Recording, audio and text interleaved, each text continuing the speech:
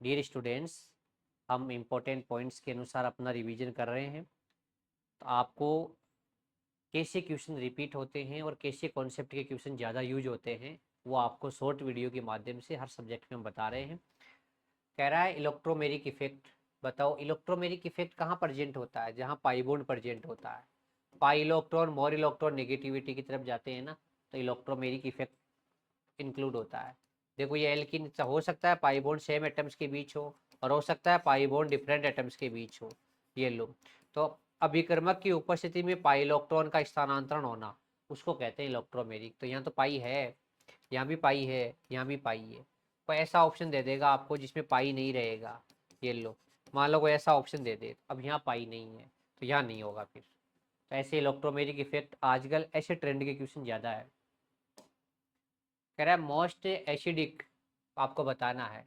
तो पहले स्ट्रक्चर बनाओ, सबसे ज़्यादा अधिक अम्लीय कौन होगा। ये कह रहा है पेरा नाइट्रोफिनोल, तो ये लो फिनोल पे NO2 जोड़ दो पेरा पोजीशन पर। पेरा मेथोक्सी बेंजोइक एसिड, तो ये लो ये बेंजोइक एसिड का COOH आ गया। मेथोक्सी का मतलब होता है OCH3। पेरा साइनो, तो ये लो ये COOH और ये CN।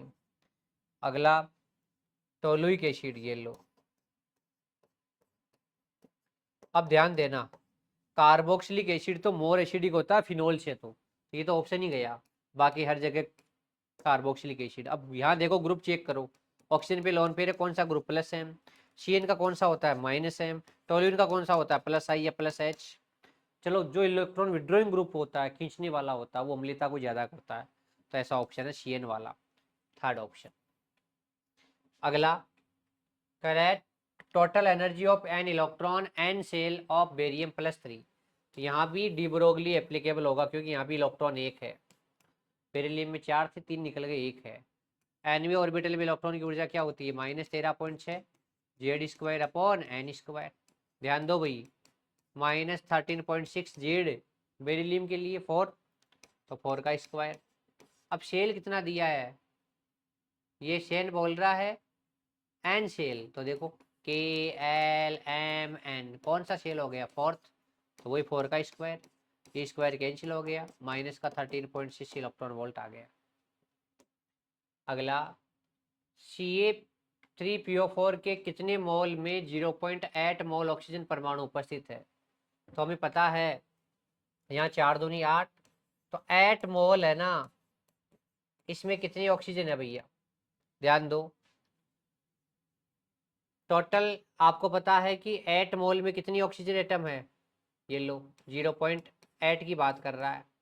हमें पता है कि यहाँ 8 ऑक्सीजन है और यहाँ 0.8 है, तो 8/0.8 या 0.8/8। ये लो, तो 0.8/8 कितना आया? 1/10, तो कितना आ गया? 0.1। और हमें ही पता है यहाँ 0.1 होगा, तो ही यहाँ 0.1 होगा। चलो भाई, नेक्स्ट है, in hydrogen atom electron N6 to N1 आ रहा है, टोटल स्पेक्ट्रम लाइन बताओ। आपको पता है टोटल स्पेक्ट्रम में रेखाओं का संख्या क्या होती है? N2 - N1, फिर N2 - N1 + 1/2।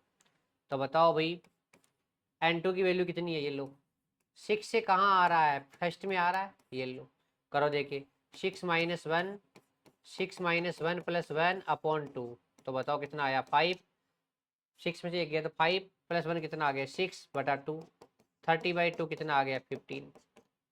चलो भाई, ऐसे इंपॉर्टेंट आपको पॉइंट्स की बार बार रिवीजन के लिए आपके लिए बहुत फायदेमंद है, तो इन क्वेश्चनों को आप अच्छे से सॉल्व करना। Thank you.